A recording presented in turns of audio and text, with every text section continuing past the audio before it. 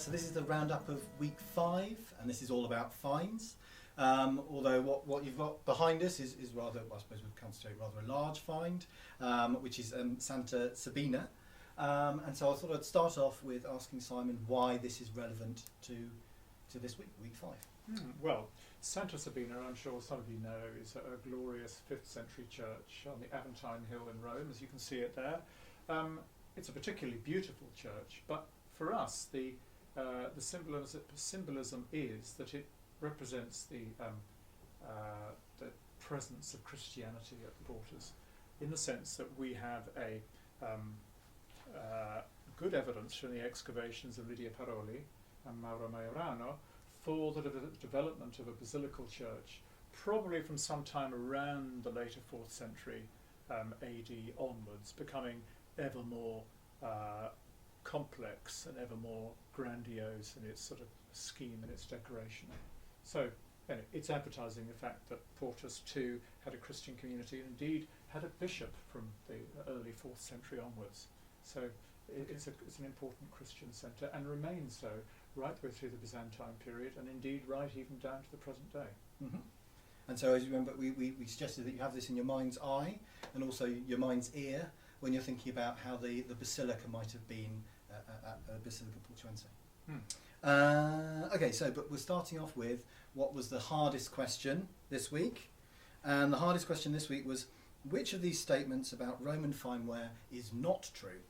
And the answer was that glazing of fineware was rarely used. So glazing is rarely used of fineware, but it was used. So when is it used and why? Well, I mean, it's not the most common form of Roman ceramic. Most Roman pottery, like the famous red pottery you find on sites, which is commonly known as Samian ware in Britain, sigillata chiara or sigillata clara in the Mediterranean, African red slipware, is not glazed. It's a very fine slip. However, there are various classes of what are called lead glazed productions of pottery, which are produced in the course of the Middle and Late Empire, and indeed carry on through into the early medieval period. And this tends to be produced in the more military parts of the Roman Empire, on the Rhine, Danube, and in Italy, in the course of the early medieval period, the famous forum ware, which is a good index of early medieval settlement at sites at Rome and in its hinterland, although surprisingly not at Portus. Okay, thank you very much. Hope that clarifies it. All right, so now moving on to the questions in reverse order as usual, according to how many likes you've given them. So the first one, continuing the theme of multi-sensory archaeology, is about smoked fish. So what evidence? I think we don't have evidence for smoking fish as far as I'm aware, but presumably there must have been food preparation and food storage places around the site. Was that, were there specified places for that to happen? Were there specified kinds of storage environments? What do we know about, the eating part of being at Porters?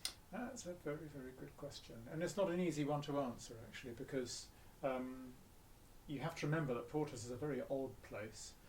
It's a place where people are unloading stuff from ships and moving it into warehouses, looking at archives, sending stuff out. People are moving through it.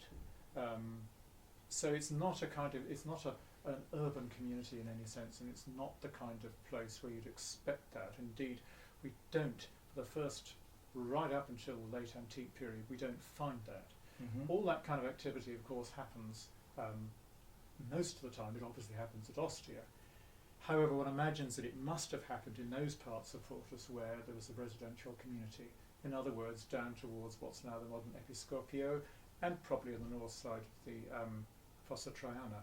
Having said that, however, analysis of our fish bones, our animal bones, our seeds, and all this kind of evidence, and our grain, suggests that these are in fact domestic assemblages, mm-hmm. which is very odd. So it's not material that's imported and it's lost through a process of going through the port. So this suggests that by the time we get to the 5th and 6th century, the nature of activity at the port is different, and there is more sort of domestic activity nestling amongst the shells of these earlier buildings, and there is some of that going on. So there is food production process, But it's on a domestic scale. It's not on a large scale. Okay, thank you very much. A lot of you made it clear you were very impressed with how meticulously we recorded those kinds of, the finds that led to that, that understanding. But there was a slight suggestion that maybe we forget the people who produced those finds. Is there a sense in which maybe when we're thinking about the brick stamps or glass or whatever, that we forget the hand of the person who did it, the human element to those finds? No, I mean, people are very much, certainly in my mind, all the way through. It's very easy to get tricked into thinking about buildings and things and forgetting people. But we try really hard to try and counter that. But the problem comes that a lot of the time we simply don't have the evidence again. We do have evidence for people of dating to the later 2nd or 3rd century from a cemetery nearby, not excavated by us. And we also have good evidence for people, again, in the late 5th, early 6th century who have been excavated by us. And so one of the things that we've been doing is obviously analysing anthropologically, looking at their bones for evidence of diet and where they grew up and all this kind of evidence, and trying to relate that to the kinds of domestic evidence that I was talking about in the last question. And I think we are beginning to get an idea of, for example, a population that was very heavily male, very few women, hardly any children, and all of those people were involved in very, very hard menial activity. And it's the same kind of population that we get in the 3rd century from that other cemetery I mentioned.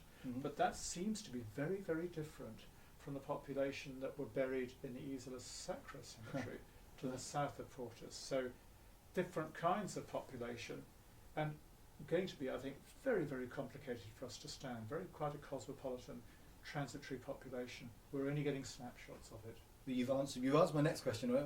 Another learner's next question, which is about the cemetery and how much we know about the cemetery in the Isola Sacra.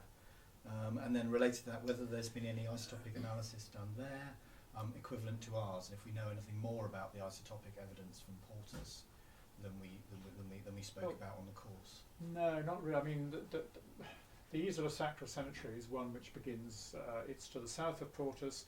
It seems to serve Portus mostly, but not necessarily just Portus. It could also serve Ostia. It seems to be a population largely of freed slaves, freedmen, who are involved in a whole range of activities for shipping, commerce, whatever you want, baking, this, that and the other. It begins in the late 1st century AD, carries on until late 3rd, early 4th. And there seem to be people from the epigraphic evidence, from the tombstones, we can see that they come from different parts of the Med. And yes, there has been isotopic work in an attempt to try and identify outliers by analysing the teeth and the bones. Trouble is, we're trying to compare it with our material, but our material is very much later. It's 200 years later than that, which is why we've just started, actually now, analysing the bodies dating to the late 2nd and 3rd century from that cemetery near us. So by that, to that token, we'll have, if you like, rich burials and poor burials of the same time, and we can then start to see whether there are patterns like the poor people come from a local area and the rich people come from all different parts of the Med, and we can start answering those kinds of questions. But at the moment it's a bit difficult for us. Okay. Another one relating to religion. Why was a basilica built at Portus? Yeah, I mean, particularly given the suggestions of quite a scant population. Yeah, well, I mean, as I said before, quite a scant population, but nonetheless a population there would have been. There needed to be somebody there all the time in that particular area that I mentioned. And so any community there would have had the kind of organising principles of Christian communities. They tended to congregate together, and bishops, some kind of bishopric structure does emerge. So by the early 4th century we know that there was I think the Council of Arles in 315, a bishop from Portus is present. And I guess it's because it may not be a very big urban community, or not urban at all, but nonetheless there would have been religious requirements by those members of the population who were there. So, you know, every substantial community, I think, would have had its Christian community of some kind, and so it's not surprising, therefore, that there would have been a church. And it becomes a big church and an important one in the context of the Byzantine establishment of Byzantine control in the mid-6th century AD. Okay, so think about just one specific assemblage of human remains here. To go back to that, thinking about the building 5. You know, why is it that suddenly that became an area that it was appropriate to bury in? Was there some kind of, you know, catastrophe, and so that's why lots of them had to be buried at one go? And how does that relate to the destruction of the building? Well, I think it's actually very significant, but before the late 5th century, seems to me that those buildings are continuing to be used in some kind of storage function, because by that stage it ceased to be a shipyard. But the late 5th century, when the encircling wall around the port is built, this seems to spell, it coincides with a drop in commercial activity, and I think a change in how those buildings are used. Some central decision was taken somewhere that this complex should start to be used in different ways. And in the context of that, these burials start to appear in buildings that were still standing. So it continues like that for another 50 years. And really, my view is that the demolition of the buildings in the port is something that happens after the completion of Byzantine control. So the mid-6th century, after the end of the Gothic Wars. And I think what happens is the Byzantines decide that this is a strategic liability. Rome can't be threatened by people landing here and taking control of it in the way that the Ostrogoths under Vitiges and Totila did. So you demolish everything that could be in any way used against Rome, and you just focus the community on a small area near the hexagonal basin, which continues to be used right through until the 11th century, something like that. Okay, just finishing the very last, you know, the end of the life of this place. What was it? What was the process that led to the Claudian basin disappearing and the coastline moving, and then the site becoming, you know, eventually the site that we see as we come into land at Fiumicino Airport each time? Well, it's a difficult one. I mean, we can document it. Yeah. We can document bits of it, and we think we know what the story is, but we can't explain it, and we can't understand why and what's driving it. Is what I'm trying to say. Yeah. And you know, I think that you know, it's happening as a consequence of you have to imagine Portus is serving the city of Rome, and while Rome needs to be fed on a large scale, it's worth the authorities' efforts and investment to keep the harbour dredged. Yep. Once Rome, the population begins to fall, which it does, as far as we understand, in the 5th, 6th century, to drastic numbers in the 6th century, in fact, the political will has gone. Imperial power is largely gone. So who is going to dredge the harbour? If you don't dredge it, it silts up. And that's, I think, it's that kind of dynamic, the sort of failing drive from the centre, if you like, that's causing it to silt up. Because the Romans knew how to dredge, as indeed the Greeks did before. They had the technology, they could do it. The fact that it silts up seems to me is because people have decided not to do it anymore, have not to dredge anymore. So thank you. Okay, so that's the end of this final roundup video for another run of the course. Thank you as ever for all the extraordinary comments and other contributions that you've been making. We'll use up the rest of the time that we have to respond to the last of your comments, and hope to see you all, you know, perhaps again the next time we run the course. Thanks again.